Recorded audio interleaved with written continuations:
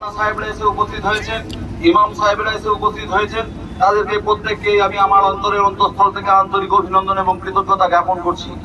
কিছুক্ষণ আগেই মাননীয় তাপসিনা মহাশয় সবিস্তারে আপনাদের কাছে বলে গেলেন। আমি শুধু এই কথাই বলবো আপনাদের কাছে যে যেভাবে আমাদের আন্দোলন চলছে, আমাদের শান্তিপূর্ণভাবে আমাদের আন্দোলন চলবে এবং আমরা সর্বতভাবে আপনাদের সঙ্গে আছি। বিগত দিনে ছিলাম, বর্তমানেও আছি, আগামীতেও থাকবো। কেন্দ্র সরকার ওয়াকফ বিল 2025 যে বিল পাস করেছে, যে কালো আইন পাস করেছে, আমরা সর্বতভাবে সেই আইনকে ধিক্কার জানাচ্ছি।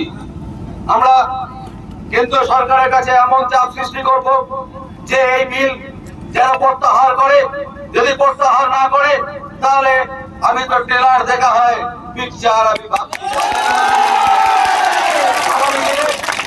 আন্দোলন আগামী দিনের যে লড়াই, সেই লড়াই আমরা সমবেত ভাবে করবো, একসঙ্গে কাঁধে কাঁধ মিলিয়ে হাতে হাত মিলিয়ে আমরা লড়াই করব এবং লড়াই করে বুঝিয়ে দেবো, দিল্লি সরকারকে বুঝিয়ে দেবো যে তোমাকে ছাড়তেই হবে। এই পশ্চিমবাংলা কেমন পশ্চিমবাংলা? এই পশ্চিমবাংলায় এক থেকে মন্দিরে মন্দিরে ঘন্টা বাজে, আর এক থেকে মসজিদে মসজিদে আজান বাজে। আমাদের এই পশ্চিমবাংলায় আমরা একে অপরের সঙ্গে হাতে হাত মিলিয়ে কাঁধে কাঁধ মিলিয়ে বসবাস করি।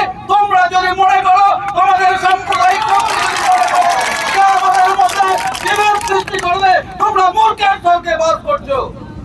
আমাদের যে ওয়াকফের সম্পত্তি, সেই সম্পত্তি তোমার বাবার সম্পত্তি নয়, সেই সম্পত্তি আমাদের এইখানকার মানুষের পূর্বপুরুষদের রেখে যাওয়া সম্পত্তি। সেই সম্পত্তি এক ইঞ্চিও তুমি নিতে পারবে না। পশ্চিমবাংলায় যে আন্দোলন চলছে, আমরা সর্বতভাবে সেই আন্দোলনকে এমন সার্বিক রূপ দেখাতে দেবো যে কেন্দ্র কেঁপে উঠবে, অমিত শাহ কেঁপে উঠবে, নরেন্দ্র মোদী কেঁপে উঠবে।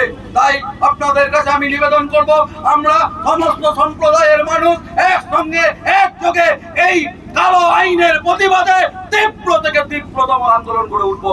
সকলকে আন্তরিক অভিনন্দন এবং আমি আমার বক্তব্য শেষ করছি। নমস্কার।